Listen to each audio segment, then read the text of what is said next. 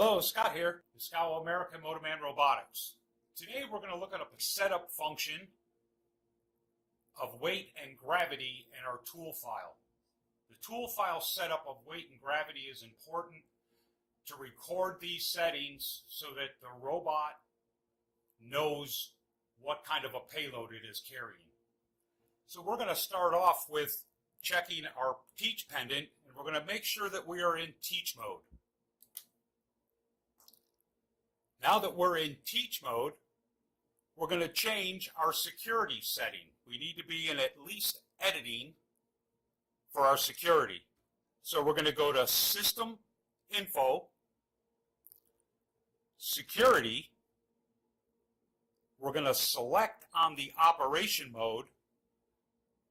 The default comes up to editing. We're going to select editing. Then we're going to put in our password. The default password is 8 zeros. You can either press the button 8 times or press and hold the button until the field is full of asterisks. Then we're going to press the Enter key, and that'll put us into editing security level. Now we're going to go to our robot icon, and then we're going to select our tool icon. Once we've selected the tool icon, it's going to bring up the data of our standard tool. If you're working with multiple tools, you will have to utilize the page key to change to the different tool files. We only have the one standard tool, and we can see where we have our weight and gravity fields in our tool file. To calibrate these weights and gravities, we're going to go to our utility menu, and from our utility menu, we're going to select weight and gravity calibration. When we get to our weight and gravity calibration screen, we're going to see the first setting there is default to not consider. If you have a large payload on the upper arm of your robot, that's where the U-axis intersects the L-axis. If you have a valve bank or a heavy junction box or something up there, we will want to consider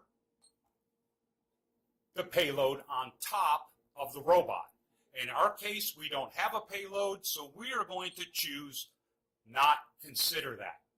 So once we've got our setting there for what we're doing, we have to press the servo on ready button, and our servo on ready will begin to flash. We're going to enable the servos with the 3-position enable switch on the back of the programming pendant, and we will press and hold the forward key. We see the first bullet, home, lights up. The robot is now in the home position for weight and gravity calibration. We release the forward key and then press and hold the forward key again. We see the fields start flashing and the bullets filling in as it's measuring the weight and gravity of the tool. You can see the robot axes moving, B and T. Now it has completed its weight and gravity calculation, and it's given us the weight of our tool and its gravity forces in the X, Y, and Z elements.